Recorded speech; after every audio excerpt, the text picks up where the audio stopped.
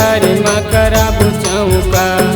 गुरु सेवा के मिले है मौका, मिले है मौका।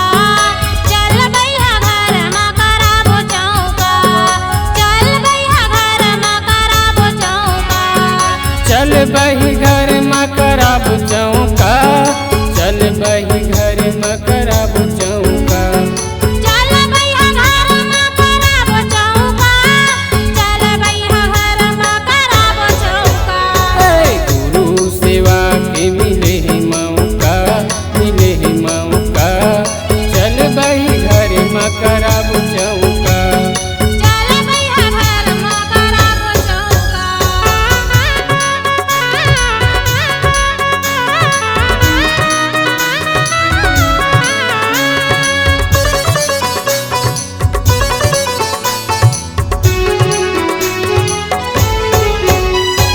सूरहीन गैया के गोबर मंगा के उठ धरी अंगना लिपाबुना। सोने के थाली माया रत साजे मंगल भजन पद गाबुना।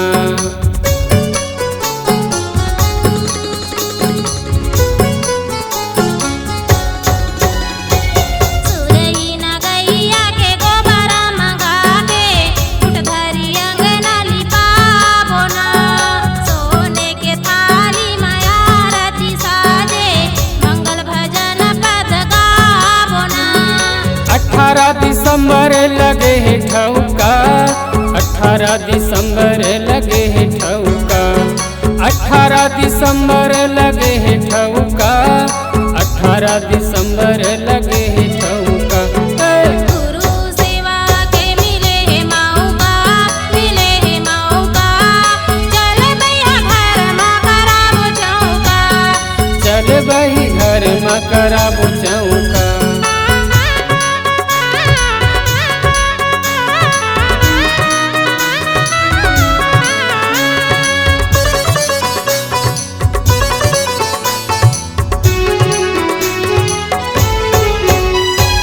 सादा के चौरा में सादा के खंभा, खंभा में ध्वजा लहराबुना।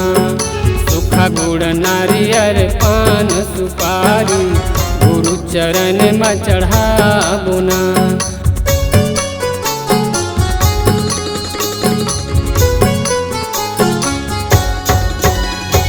सादा के चौरा में सादा के खंभा, खंभा में झंडा लहराबो ना।